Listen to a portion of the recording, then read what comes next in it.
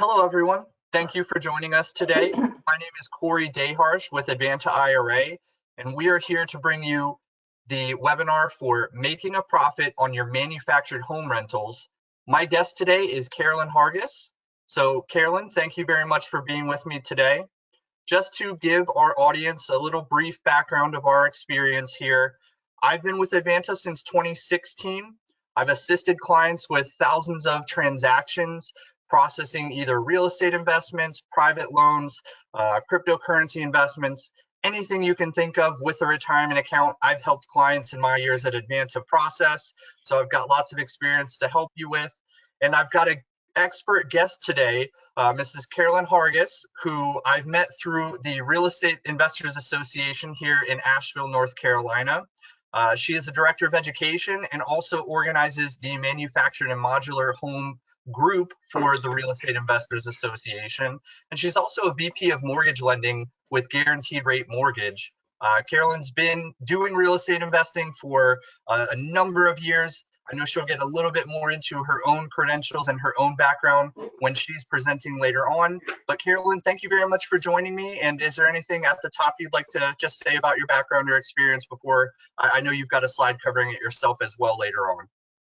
Thank you for having me, Corey. I'm excited to talk to everyone today, and you're really going to learn from my mistakes. So kudos to everyone for being here. And I've been doing this since the early 80s. So yeah, I have been doing it for a while. So thanks. I look forward to it. Yeah, well, thank you very much. And the fact that you mentioned learning from your mistakes, I will address just participating in your subgroup from Korea. That was one of my favorite presentations where you did a full case study on a mistake or two with manufactured homes. And I had an interest already sparked in getting into manufactured home investing myself.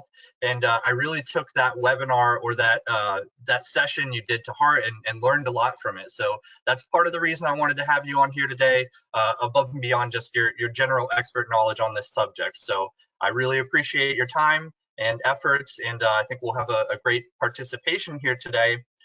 For those of you participating, I do want to let you know that we have everyone muted, so it'll just be Carolyn and I speaking. If you do have questions or have any specific things you'd like to bring up as we're going, there is a question box on your GoToWebinar tab. Go ahead and type them in there, and I will address them as we go. I'll stop Carolyn as they relate to her presentation, or if you have questions while I'm speaking at the top end, I will be happy to address those as well. And we will have our contact information on the screen at the end of the webinar also. So feel free to jot that down here now if you haven't yet. Otherwise, you'll still be able to access it again later. Feel free to reach out to either of us if you have any further questions about what we're presenting today. Now, it is important I do provide this brief disclaimer. Advanta IRA and its employees do not provide any tax, legal, or financial advice. All the information you'll hear today from Carolyn and I is for educational purposes only, and we always implore you to consult your own CPAs, attorneys, tax, or legal professionals before you make any type of investment. From Advanta IRA's side of things, we've been in the industry and in business for about 20 years now. We've got about just under 10,000 active clients and just over $2 billion in assets under management. All of the funds in our clients' accounts that are not invested are insured up to FDIC limits. And what we do to set aside ourselves from the competitors in this space of alternative asset administration is we pair each client we have with a dedicated client account manager. I referenced on that bio slide a few moments ago. I actually served in that role for about 5 years. So we really focus and have a high emphasis on giving our clients a high level of customer service. So they're not just calling the call center when they need something done. They have a person they're familiar with and a person at Advanta's team that's familiar with that client that can help get things done efficiently and in the manner that helps you best.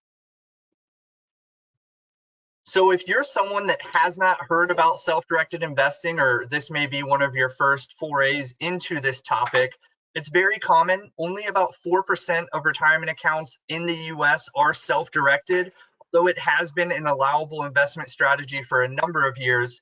And to put that into perspective, there's a survey that goes out.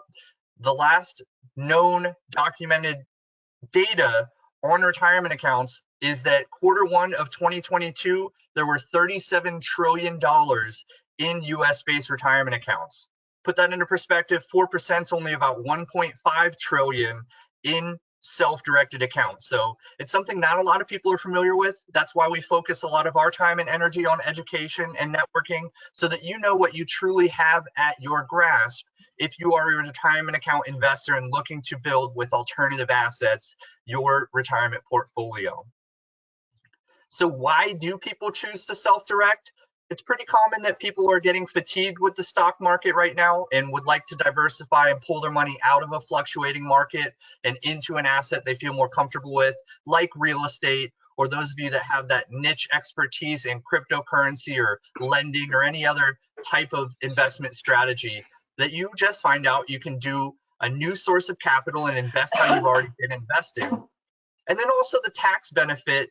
Whenever you're making investments with a retirement account, the account in itself is considered a disregarded entity for tax purposes. So you can generate either tax deferred or tax-free growth of investments you make within your retirement account, as opposed to your personal savings investments or things outside of an IRA or solo 401k.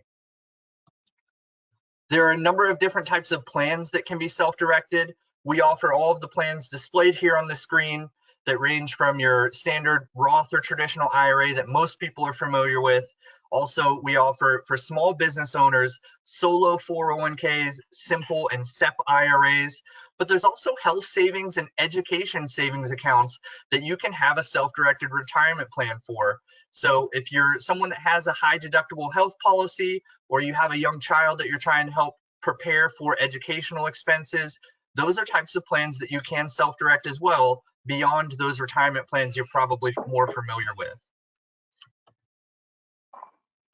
And just in the context of opening a self-direct plan and getting it funded, it's very simple to get a plan funded. You're either completing a rollover or a transfer from where your plan and your funds are currently at. Typically, that does not create a taxable event or any taxable liability for you.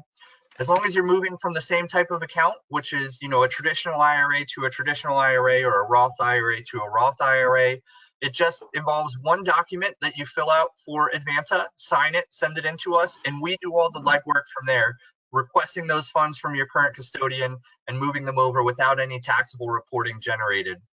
Now, if you're moving from a previous employer 401k into a new IRA, or changing the exact plan type that you had with your previous plan as you're opening up the new plan with Advanta, that's typically done with a rollover, where you actually initiate the distribution request from your current plan, fill out a rollover form for Advanta, and it does create taxable reporting, but there's no actual consequence as long as the same amount you took out of the existing plan is exactly what you're rolling into the new plan with Advanta.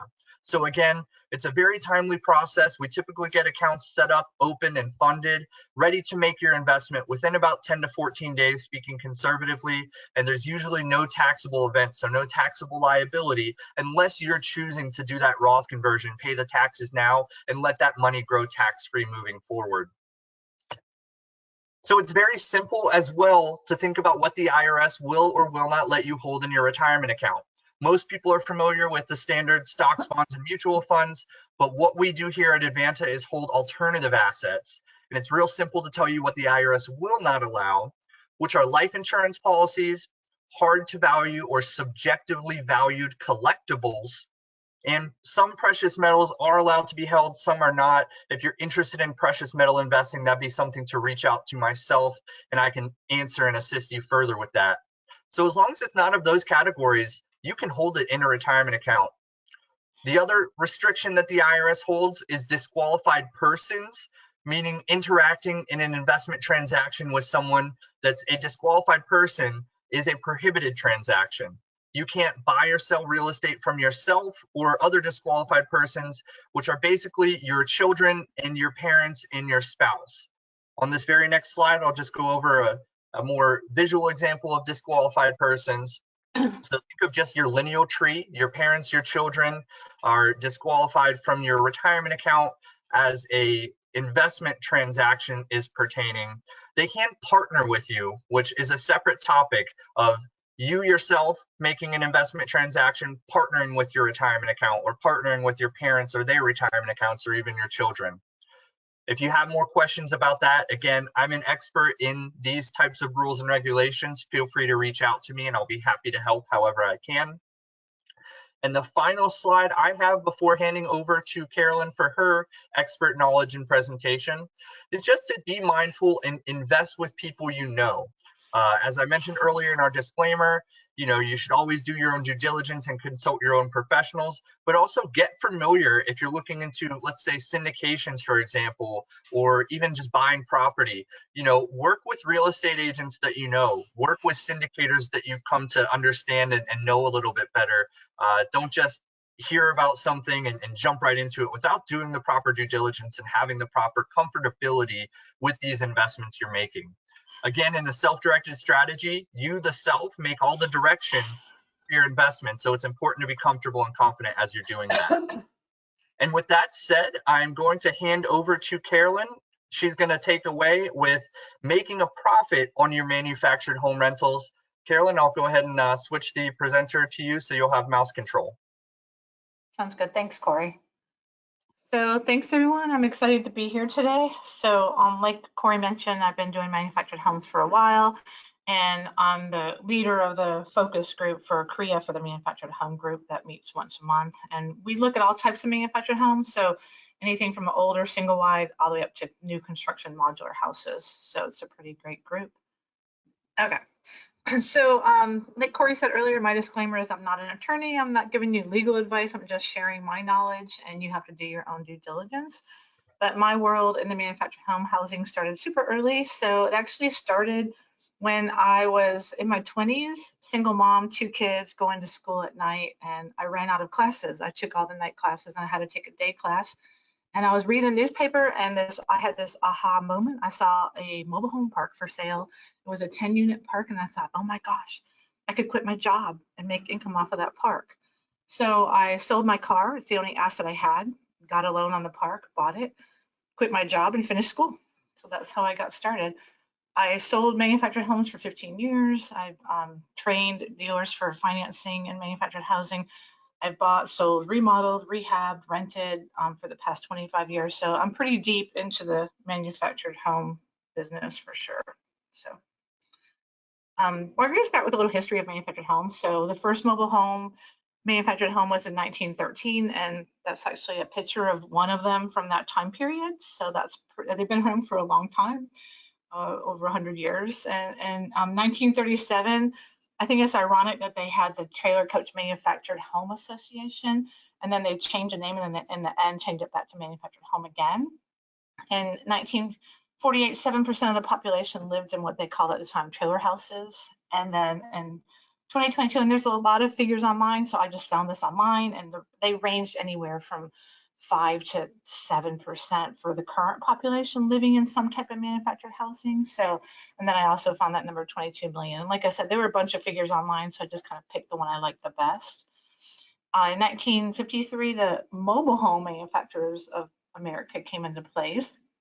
And then in 1976, HUD came in, and that's an important date for you guys to remember. So in June of 76, HUD came in and set a national standard for manufactured home construction. Prior to that, you don't know how the house was built. Most houses were built to the ANSI code or no code at all. So, and that's why traditional financing now is just allowed on anything June of 76 or newer. And then in 1980, the term was changed back from mobile home to manufactured home again. This is some definitions of a manufactured home. So when I think of a manufactured home, I think of a double wide, a single wide. It's a prefab home. I'm trying to move this thing so I can read it. Okay. It has to be at least 320 square foot. It has a permanent wheeled chassis, meaning that it has steel I-beams on it, that a frame that stays on the home forever. You can't take it off because the weight of that house is built to be centered on those steel I-beams. So if you took them off, you would have distribution issues. A modular home is built to where the weight is on the exterior wall and on the marriage wall. So it's built to the International Residential Building Code. And that's why you can do conventional conforming financing at better rates on a modular home because it's considered the same as a site-built house as far as financing is concerned. Mobile home is just another term for manufactured home, and a prefab building is anything that's built somewhere else and then transported to your site. So why would you want to buy a manufactured home over a site-built house? And I think that's one of the most important questions. So I did this little example here. So let's say you found a house in the Asheville area for $375,000. It's an investment property, so you pay 20% down, and at today's rates, you're looking at 6.5% on a 30-year fixed. So your principal and interest payments $1,900, taxes and insurance about $300. You rent it for $2,600, and so you end up with a net profit of $500. So take that same scenario with a single-wide manufactured home, and you're looking at a sales price of. I found homes online for these prices, so you're looking at a home of $120,000. Put your 20% down. 10% at a 30-year fix, so rates are not pretty, but you're looking at $842 a month. Taxes and insurance are less. Your rent is way less, but you're still making $500 a month profit. So why would this be, in some ways, the better deal? So it's because you can do 3 of these to 1 of these. So for your same amount of money down payment, you can buy 3 of these at $360 or 1 of these for $375. So you're going to triple this and you're going to make $1,500 instead of $500 net profit. You know, and there's give and take. So your home's not going to appreciate in value as much as it would. So here's a house I found online like one day or something that was $375, and this is one that sold recently for $120. So to give you a comparison, I mean, yeah, in a lot of ways you'd rather own this, right? Because it's super pretty, it's going to appreciate in value, but income wise, this is a great investment. So for financing, if you have a manufactured home and it's on a lot, it's considered chattel property, so it's not real estate. That would include homes in a park, a home on leased land. There's lots of available lenders for these, but the rates are way higher. And when I checked this, the rates that I found, the best I found was 8%, and the worst was up to 15%. You're usually looking at a higher down payment investment. It would be hard to find one at 20% down, but you can definitely find them at 25% down. It can be used, it can be new, and we've already talked about why to not invest in anything older than a 1976 model. You would have a hard time getting financing on it, and it's not built to code. And Carolyn, before we move on, there was one question posed by an attendee, and then I had a question myself as it relates to retirement account investing. So I'll go with the attendee's question first. In your understanding, why is the interest rate high for these manufactured homes? That was the question posed in the chat box. Well, on a double wide home that you put on land and it becomes part of the real property, the rates are not that much higher. But when you're talking about a chattel property, you're talking about more like a car, so it's very movable. So the investment that they're lending on is not as stable, you know, and a lot of times it's not as well built. So rates will almost always be higher on a manufactured home, excluding modulars. Perfect. And then my question, just as it relates, most people, if they're interested in retirement account investing and doing this type of thing, they're probably going to be buying the units outright because the retirement account to be a borrower is specific for non-recourse terms of that loan. Are you familiar in your experience of any investors that are taking on non-recourse lending to purchase mobile or manufactured homes, or is that just something that you haven't necessarily seen specific to retirement investors?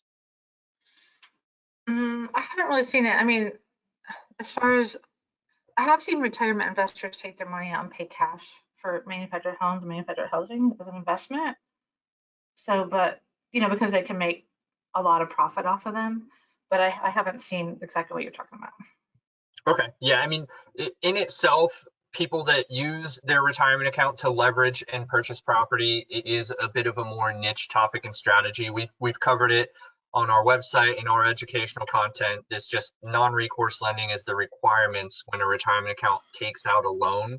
But I've only seen it for single or multifamily units. I've not seen it for specific manufactured or mobile homes, at least in my experience. So I was wondering if you might have any further insight. One other question that just popped up as we're speaking as well, two actually. The first one, Are the rates for a tiny home just as high as manufactured homes? Is that something you have familiarity with? I have a little bit of familiarity with that, and yes, they are. So, but you're also usually talking about less money, so. Sure. And then this other one that came up, what kind of financing is available for a manufactured home moved a second time, but is classified by a property appraiser as real property? That's a really good question. So we were Okay. going to talk about that later, but I'll go over mention it now. So Fannie Mae, Freddie Mac, conventional conforming, FHA, USDA, none of those lending options can be used on a home that has been moved from its original location. So, for example, you bought a home in 2004, double wide, you put it on your property, and then in 2014 you moved it to a different piece of property and set it up again. That home is not lendable in any of those programs now. For some odd reason, you can borrow against that home on a VA loan. I don't know why that's the one exclusion, but having said that, I will say that recently I know of one that closed that was almost exactly that scenario I just said. The guy bought it in 2004, he moved it like in 2014, and he resold it, and it ended up closing on an FHA loan. He called me about doing the loan. I didn't do it because I told him I couldn't do it because I knew that I wasn't allowed to do that. If you look up the guidelines online, you will see that you cannot move a double wide from its original setup location to another location and do a loan on it, even if you retire the title and make it real property. Understood. Okay, well, we'll let you get back into the presentation. I'll let you know if any other questions come about. Okay, so this is just real property versus a manufactured home, and that's kind of a weird way to put it. I guess we're talking about a site-built house versus a manufactured home. So because a manufactured home now can become real property simply by retiring the title. And to do a conventional conforming loan, FHA, VA, or any of those, you do have to retire that title, which is another great thing for you guys to know. If you're looking at buying a property or if you're selling one that has a manufacturer on it, you want to make sure that that title has been retired with the DMV. So you can still do a conventional conforming loan on the manufactured home or the site-built house. Rates are going to be a little bit higher on the manufactured home. And by a little bit higher, I'm talking about maybe a quarter. So, or maybe 0.375, not the difference between the manufactured home and a site-built house, like the single wide chattel property. So credit guidelines might be higher for the manufactured home. Refinance options are more limited, meaning that on your primary site-built house, maybe you can do a cash-out refi up to 95%, whereas on your manufactured double-wide, you may only be able to do a cash-out refi up to 80%. So, and those numbers change all the time, and that's why I'm just estimating numbers on that. The home cannot be moved, and we just talked about that. You can move it, but you may have a harder time getting financing on it. And when you move the house, or whether you don't move the house, when you do a loan on it, it may require an engineer's report. So the engineer goes out and just make sure that if any additions were added, they were added correctly. If any porches were built, they were added correctly. And they look at the foundation and make sure that the foundation was set up correctly. So this is my manufactured versus modular finance comparison. So both houses cost you $275. So when I'm talking about modular home now, I'm talking about a manufactured home is on the left of my screen. Manufactured home's on the right of my screen at 6.375. The modular homes at 5.875. The modular is an off-frame modular, meaning that you build a foundation, you brought the house out, you got a crane or a roller system, and you put the house on the foundation that was already there. The manufactured home, you pulled it on the lot. They can look the same, but you pulled that on the lot. It has steel I-beams on it. They stay on it. They're never coming off of it. And then you did a perimeter foundation around it. So that's the difference between the two homes. But they cost the same in this demonstration that I'm giving you. If we did 5% down, there's your loan amount on a 30-year fixed. And so for the modular, so this is considered the same as a site built in the world of lending.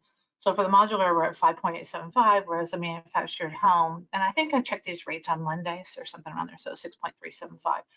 So in the end, your the PMI, the mortgage insurance, is higher on the manufactured too. So that's a big difference right there. But all in all, the manufactured home costs you $133 a month more than the modular house did.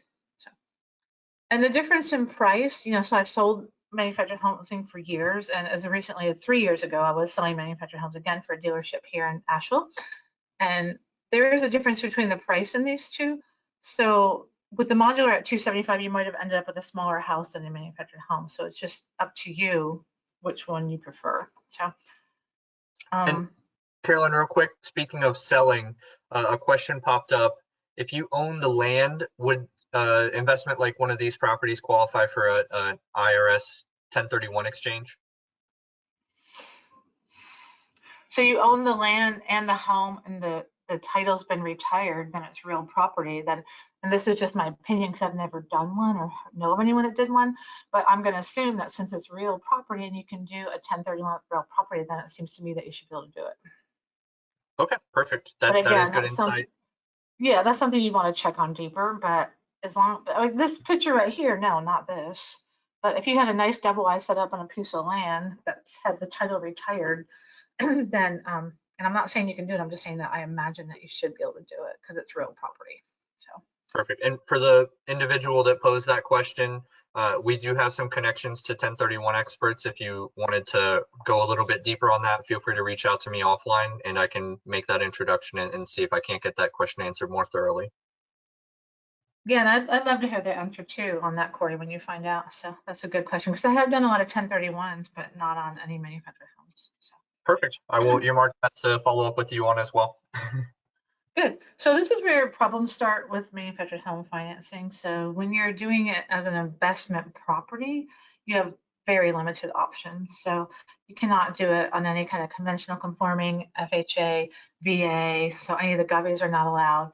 So you're financing, so you're buying this manufactured home as an investment and you're telling me that it's going to be an investment. It's not a primary, it's not a second home, it's an investment.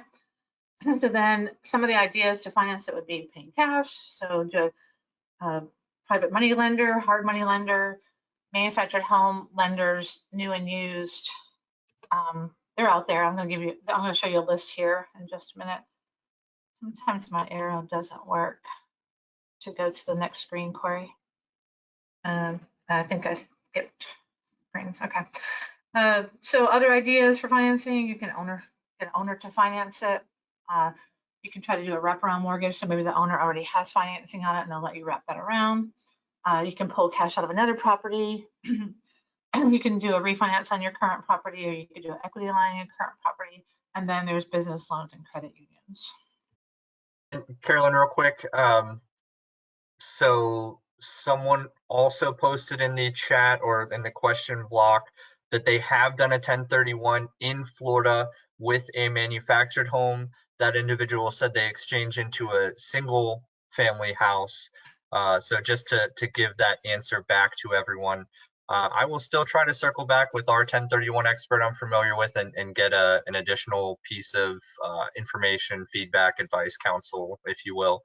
So to the individual that asked initially, that feedback from another participant here today, at least for the onset or right now, I'll also email you. I see you posed your email to me, and Carolyn, like I said, I'll follow up with you. I'm sure we'll see each other next week as well. That's great. Thanks, Corey. So, Yep. So these are some of the lenders in the game. So they will do a single wide, a double wide. They'll do shadow property. They'll do land home. So they'll do real property. They specialize in manufactured housing. They're all listed online, so you can call any of them if you're interested in mortgage them. They all do primary, first, second homes and investment on both shadow and land home. As far as I know, the lowest I found was 25% down on investment. But if you have a lot of equity in your land, then you have that equity too. So that would be 25% down of the value of the land and the home together. Local credit unions, and we already mentioned hard money lenders. So this is, just to give you an idea, this is a manufactured home. Obviously it's a double wide, and this is a modular home. But just so you know, this home right here, which standard on a manufactured double wide is usually a 312 roof pitch. And that's one of the biggest differences between these two pictures, right? So this is a 512 roof pitch.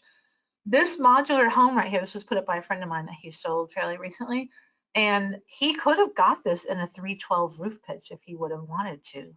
He could have got a 312, a 412, a 512, which is what this is. He could have went all the way up to a 912 on this little house. So this house also can have a higher roof pitch depending on the manufacturer. So this house could also come with a 512 roof pitch. So it's kind of tricky. So a manufactured home, a modular can look like a manufacturer, and a manufacturer can look like a modular. But this right here is an off-frame modular that's sold here in the Asheville area fairly recently. And we've got another question that came up from, I think, a slide or two ago. I may have just missed it in the moment. Why would the governments and conventionals not be financing eligible for manufactured homes after 76? No, they do them after 76. They will not do them prior to 76. So especially here in Asheville recently, I've seen some extremely well done, renovated, older double wides that, I mean, they're just pristine, look amazing, that are prior to 1976. So like, let's say a 1975 double wide that's been renovated that looks amazing, but you cannot get a conventional conforming FHA, VA, or any type of government home on that. Okay. If it had been built after June of 76, yes, you could get those types of loans on it. Perfect. That might have just been a misinterpretation of the slide then. Thank you for clarifying. And maybe I said it backwards. I've done things like that, so sorry if I did. But yeah, so you can get financing on anything after June of 1976. And there's actually a day cutoff on it. I can't remember. It might be June 10th, which sticks in my mind, but there is a certain day in June that the home had to be built after. So I'm going to just look at some different properties that I have. So the first one's a manufactured home on a private lot, or private lots.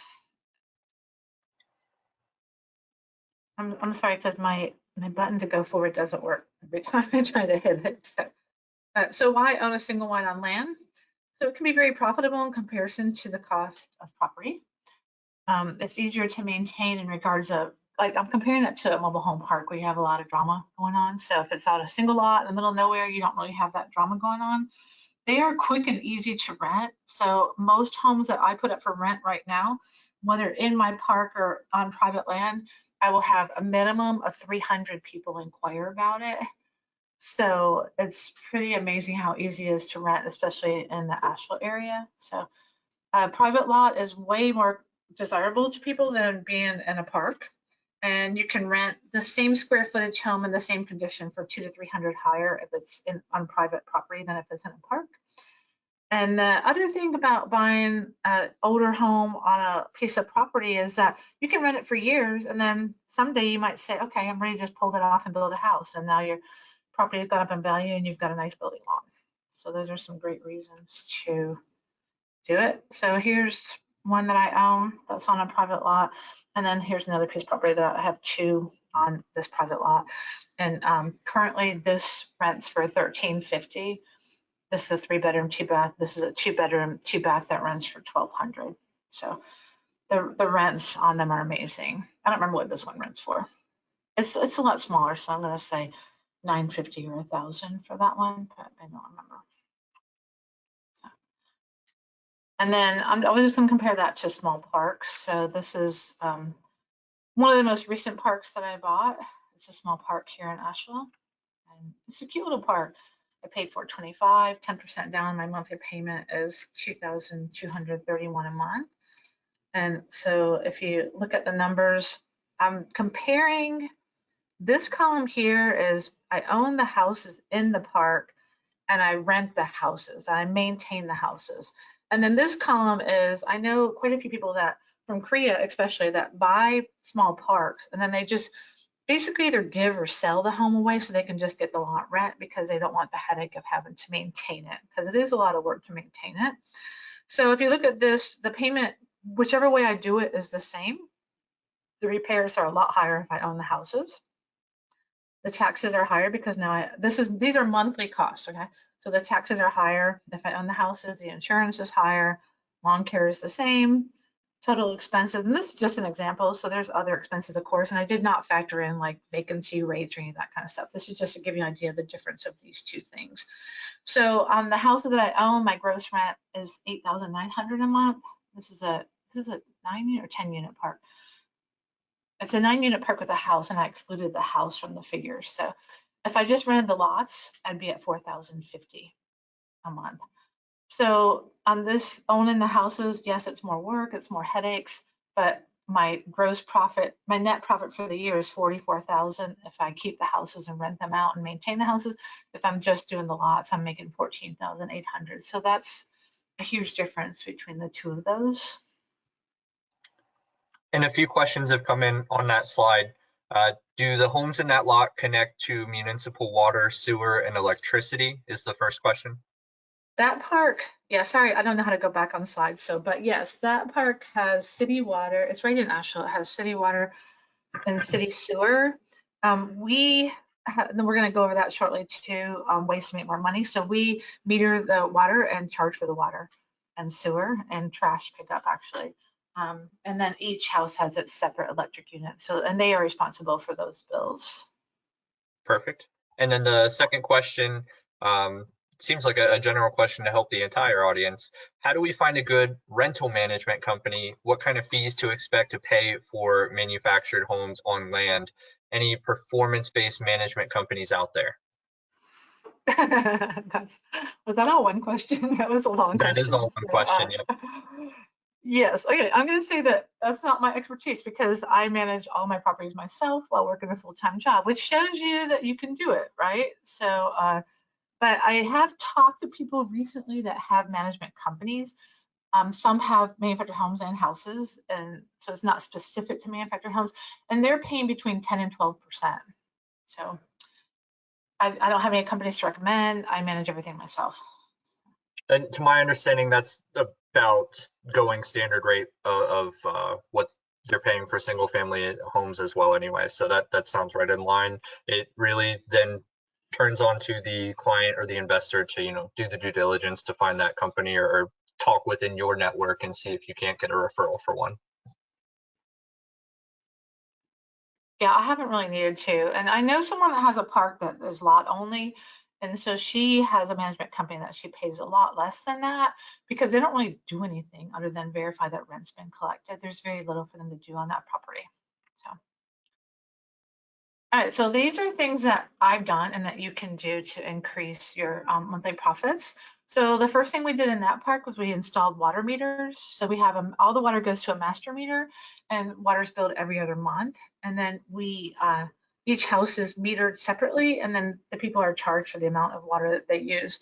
If you do this, be careful because in the state of North Carolina, after X amount of meters, you have to be licensed to collect water or utilities. So, but my parks are under that number, so I'm able to collect it on this park.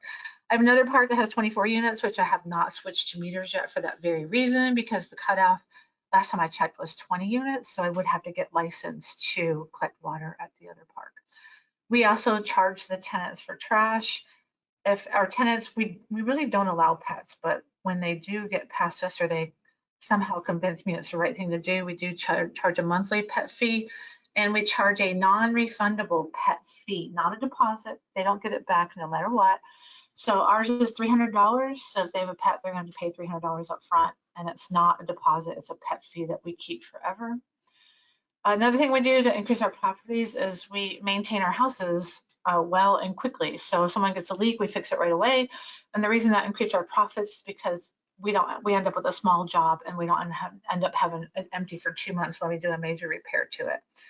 We heavily screen all of our tenants, and there's lots of different companies out there that will assist you with that. I had one here and they took it off, so I'm going to assume I'm not supposed to recommend one.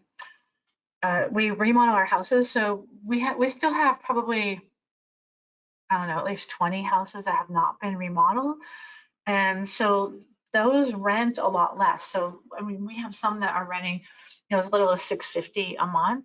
Once we remodel that exact same unit, the rent would go more to like 1,100, so it's a big difference. And then adding central air conditioning will increase your profits. You can get 100 to 150 a month more for a house that has central air over a house that they have to put in window units. And you also save yourself money and time because they're not damaging the walls. And I'll show you a picture of that here in a minute too. So these are problems that you would look for when you're finding a house. So one big thing is what shape are the water and sewer lines in? Are there any broken lines? Are a bunch of tenants with pets? Damage caused by tenants. We have, so To minimize damage caused by tenants, we have a new thing that we started, I think 2 years ago, where when they rent a house from us, I do a inspection in 3 months and come out and see how they're taking care of the place. If they're not taking care of the place, they don't get to live there anymore. And then I do, if it was questionable, I'll check that one out again in 6 months and see how it's going. And then after that, we do annual checkups every single year in every home. And we're looking for water leaks, roof leaks, or anything else that tenants didn't tell us about. Something about cars and traffic, we only allow 2 cars per lot, whether it's out in the country or wherever it is, because we've had people, I mean, we had one guy that was like up to 8 cars with oil dripping all over the place. It was just a big mess. Air conditioning window units, we install them ourselves and we charge them for installation. We only charge $25. We're not doing that to make a profit. We actually probably lose money on that. But if we know it gets installed correctly, we're not going to damage our walls by installing it not correctly. We try not to buy properties with oil tanks. And that goes for houses and manufactured homes.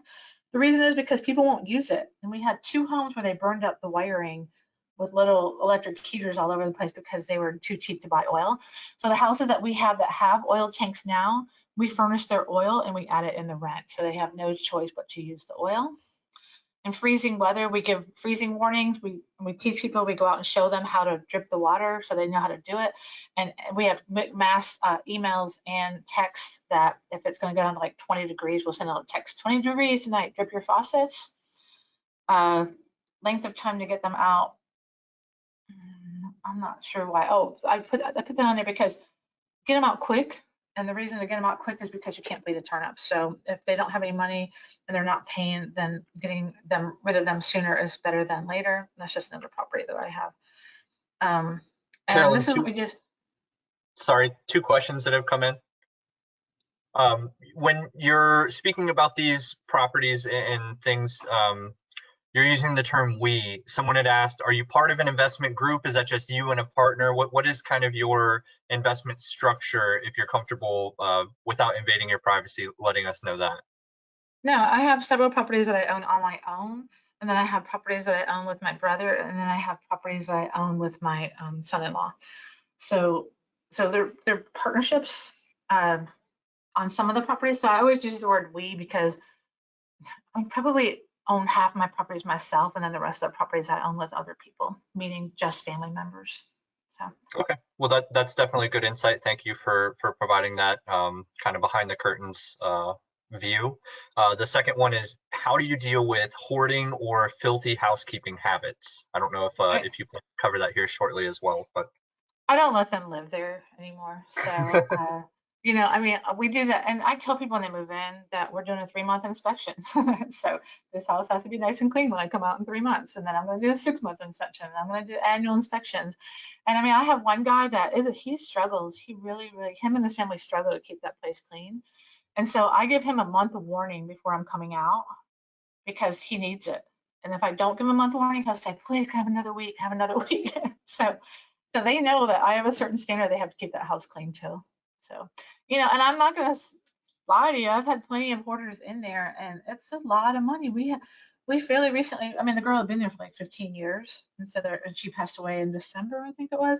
And so it took a full dumpster to clean that single wide out. So it was crazy. So we try to avoid that, but yeah, the only way that you can get around that is inspections and evictions. and that's actually a question that just came up as you were finishing that answer. Is the eviction process the same as a single family home? Someone had asked. It is, yes. So, and you know, that's county and state specific. So you just have to go by the guidelines for your county. But I know all the counties that my homes are in. And I have some out of state properties. I know the rules. And I tell people up front, you know, I'm pretty hardcore. This is a business. You're not my friend. You know, I'm renting to you, and you have to go by the rules. You don't get to live here. So I'm pretty hardcore. You know, I feel like I was out of work for 6 months because of an injury, and I still had to pay my bills. And so I tell people that I'm like, I'm sorry, I know we all have problems. That's why you need to have 3 months saving in the bank if you can work toward that. You know, so, but I do have that talk up front. So. Anyway, so I always do background checks, and like I said, oh, it is here. I use AAOA. There's lots of them out there, but that one's simple. I set it up, so I just go there. But there's plenty that are just as good as that. I do a national background check. I used to just do the state one because I was trying to save money, and I found out that people from other states that have, felonies move here. Duh, and you don't find it out unless you do the national background check. I have a rule of not allowing felons in the park, and I don't know if that's illegal to discriminate against them or not, but it's just fair to the other tenants. But on my private properties, if you have a felony and it's reasonable, I will rent to you. So if you're not in a park situation. And we also do credit checks. We're mostly looking for evictions. So it's really most people in the price range that we have don't have great credit. So be a good landlord. We do repairs as quickly as possible to keep everybody happy. This is how we keep our tenants. We're strict. We're very strict. Rent's due on the 1st. They have till the 5th. On the 6th, they get a 10-day notice. And after the 10-day waiting period, I'm at the courthouse. So, and there's no exceptions to that rule. So we remove troublemakers quickly. We've had an eviction fairly recently. They just keep having people in and out, other people moving in, cars going in and out. So I usually give you a warning or 2 or 3, but by the 3rd one in writing, you're out. So have rules and enforce them. So we had a guy that everyone's supposed to have 2 cars, and this particular person had 3, and then he had 4, and then he had 5, and then the person next door had 4, and then someone else had 3, and they were saying, well, he's got that many. So anyway, so we had to nip that problem in the bud. We don't allow pets. You'll see why in some pictures here in just a minute. I don't even have to tell you about that. So these are some of the rehabs that we did. This is a park that we bought, and this is a tenant that was living there when we bought it. So he moved out, and this is what it looked like when he moved out. And he cleaned it. That was his opinion of that. He cleaned the place. So I don't know why he moved the refrigerator from here to there, but anyway. And then this is the renovation of that exact same space. So we put the refrigerator where it's supposed to go, and we put this little, I don't know if we put that wall there if it was already there, but that's what I mean when I renovate it. We do the ceilings, we do the floors, we do the whole thing. This is another one that we did fairly recently. These are Lowe's standard cabinets, and I think this whole kitchen was like $700, so it's cheap. We painted them. This is peel and stick. These are like 1x2s and scrap wood that we use. This is Habitat, and then we put the vinyl flooring and everything that we do now. Everything that we do now, as a matter of fact, we were just putting it in the hallway and kitchen, living room, and not the bedrooms, and we got tired of changing carpet, so it's been wearing so well that now we're putting the whole house, doing the whole house in that. That slide not supposed to be there, so we Quick buy question materials for. here. What is an average budget for a mobile home remodel? As you're showing us the kitchen there and how much you really expected for that type of a remodel job. Since we get everything at Habitat, the floors doing the whole house could cost us up to $1,200, and the kitchen, we buy used sinks at Habitat, we buy used faucets, we buy used light fixtures, and then we make a lot of our own countertops because we just happen to have piles and piles of mica. So I'm going to say max $5,000. So we're not really spending a lot of money just because we're budgeting that well. So if we don't have any Habitat cabinets that work, then we get Lowe's stock cabinets. Replacing windows, we never go down to your local trailer supply or mobile home supply and buy windows because we don't want to replace a cheap junky window with a cheap junky window. We put real house windows in it. For tubs, we don't ever replace the cheap plastic tubs or sinks with the same thing at the mobile home supplies. You'll pay twice as much for that as we get a metal tub at Home Depot. So we tried a lot of different floorings. We tried particle board, plank, we tried everything, and we find that vinyl works better than anything else. And then for skirting, we're just using corrugated metal and turning it, to where it's vertical instead of horizontal, and it looks great and it weathers well, and we don't have any problems with it. We've tried lots of things before we went to that. So I'm gonna just rush through these because we only have like 5 minutes left. So we use real house doors. We put awnings over the windows. We never let tenants do repair work, which you'll see why in a minute. And we line our showers with vinyl, which you'll see here in a minute. These are all Habitat finds. So those are bathrooms that we redid with Habitat cabinets. And these are Habitat kitchen cabinets that we bought and paid like less than $300 for this set and that set. We put shower curtains in all of our houses. This one, we didn't put a shower curtain. The guys never got one. They lived there for a year and ruined our floors and cabinets. This is a painter. This is why I said don't ever hire. This guy is a painter for a living. He painted this house for us. He did this to every fixture in the house. That's caulking. I can't even tell you. He wrote his name on the walls with caulking. I can't tell you what it took for us to clean that mess up. This is a carpenter. He does carpentry for a living. He asked if he could build his porch. He built that. So we don't do that anymore. That's damage from a air conditioning unit. That's damage from a cat. That's damage from cigarette smoke. We don't allow smoking in our houses anymore. It's a smoke-free zone. You have to smoke outside. You have to sign a waiver. That is actually smoke gum. It's so gross. I can't even tell you what it was like cleaning that up. This is someone that caught the house on fire. They tried to hide it. And one day I was driving by, I was like, I don't remember vinyl being there. And then I saw that. It was a big mess. There were melted wires. We had to take that back off. And then this is just lessons that I learned. So sorry to rush this toward the end here, but we document everything. We have a complete package when they move in. We don't ever let tenants do work, do lots of inspections, set correct expectations, and we give an intro gift. And this is our gift that we give them when they move in. So we give them cutting boards. We give them felt for their chair legs. We give them grease caps so they don't pour grease down the drains. We give them a letter telling them how to use these things. We give them trivets for pots. And we give them picture hanging kits. And then we have a discussion with them about why we're giving them these things and how to use them. And I'll say, since we started doing this 3 years ago, we have not had a clogged drain since, which is just amazing to me. So you get this free at the water department. So that came free from them. Our whole kit is less than 20 bucks. And I'm sure it has saved us thousands of dollars. So that's it. Are there any last minute questions in the last 3 minutes that we have? Yeah, there were actually 2 or 3 questions here, so I'll just start with those. If anyone has a final question, please feel free to reach out with it here in the question box, or Carolyn's contact information is going to stay on the screen until we wrap up and close the official webinar, so feel free to reach her directly. Carolyn, thank you again for your time. I very much appreciate it. It's been very informational and a lot of great resource here that you've provided, so we thank you a lot. The first question I see here, can you elaborate on how to go about checking the water and sewer lines / septic tank? I didn't mention septic tank. So you would have to have a septic tank inspected by a septic tank installer. So, and I know they do that. I know it's just a couple $100. So yeah, I don't even have any properties right now on a septic tank system. Everything I have is on city water and sewer, which is actually quite nice. So, and then for the water lines, so that park I bought that I actually showed you the example, we should have walked every bit of that property and we didn't. And so after the fact, when our water bill came in like triple what the guy said it was going to be, we walked the lines and there were broken water lines all over the property that we would have noticed because of the puddles had we had walked the lines. So that's why I was saying, you can look for water leaks like that.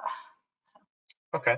The next one here, where is the best place to find manufactured home inspectors and remodelers? I feel like that may be like a locally based networking thing, but is there a resource that you know of that may be available for people nationwide? Yeah, I'm going to say join your local RIA.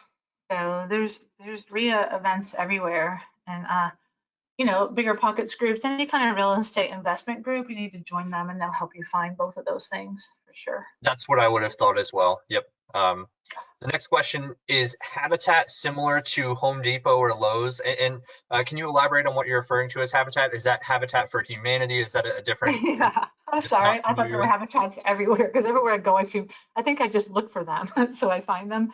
So yes, Habitat for Humanity. It's the same as Goodwill. We actually buy most of our mirrors at Goodwill and a lot of our lighting fixtures at Goodwill. So Habitat, Goodwill, Salvation Army, any of those places, we find a lot of our materials at those kind of places. So I'm just talking about secondhand. Online, we find some on Marketplace. I'm just telling you that We don't go, our first go-to is not Lowe's or Home Depot. That's our second choice always. Our first choice is to find used, and we're actually repurposing, which I love. That's pretty cool. Perfect. And all right, so there's two final things. One of them may be a question more so to take offline, and then another one that I'll just consider our final question and wrap up. The first one is, can you list the items in the gift?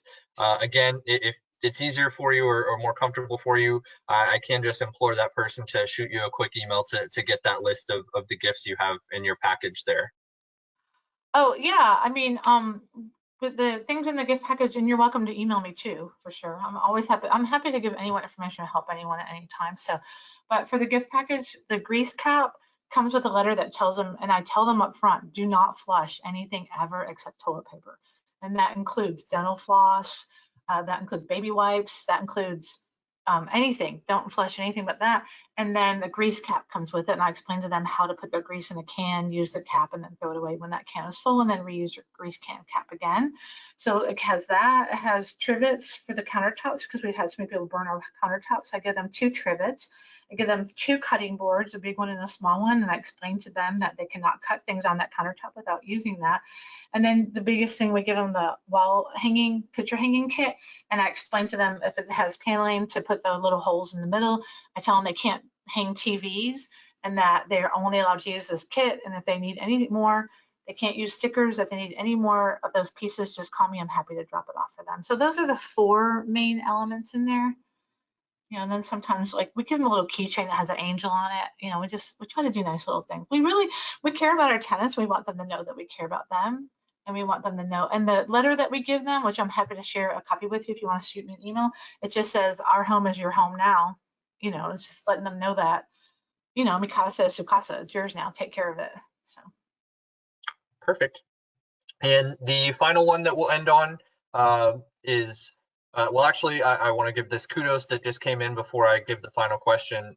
Someone said, excellent presentation, one of the best I've seen in years with lots of great info. So again, thank you so much, Carolyn. I knew that having you on would have a great positive result. So I appreciate the person that posted that. And thank you again, Carolyn, for joining us.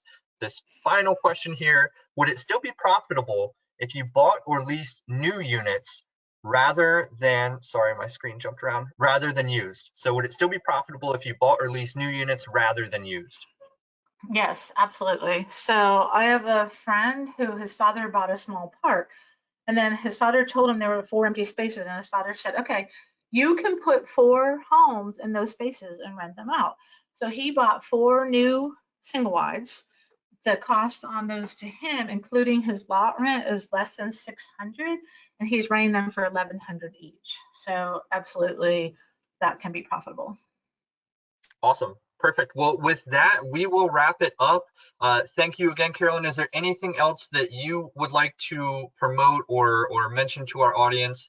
One quick thing I don't think I mentioned at the top, if you're still listening now or you're listening to this recording, we do have a copy of the slide deck. If you're interested in that, we can email that out to you. Carolyn, was that okay with you if they request a PDF of the slide deck? Yeah, absolutely. And also, I'm very happy to share with them any documents that I have. If they want to shoot me an email, you know, I can send them our move in, move out letter, anything else. I'm happy to share that information. You know, some of our stuff is state specific, so it may not carry over to them, but I'm happy to share. Awesome.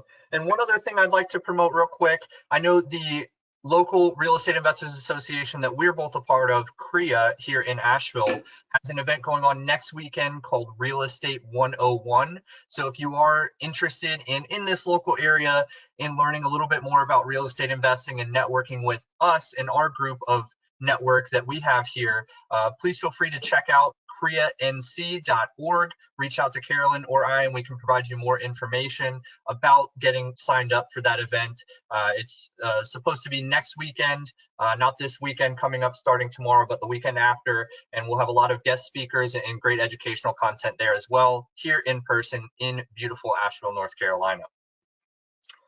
All right, well, we are done for this webinar. Again, Carolyn, thank you so much. I appreciate it. I look forward to seeing you in person within the next few days here, either at the main meeting next week or at Real Estate 101. And we'll have to do something again here soon. I look forward to it. Thanks for having me, Corey. Yep. All right. Thank you. Have a great day. Okay, bye. Thank you, everybody. Bye.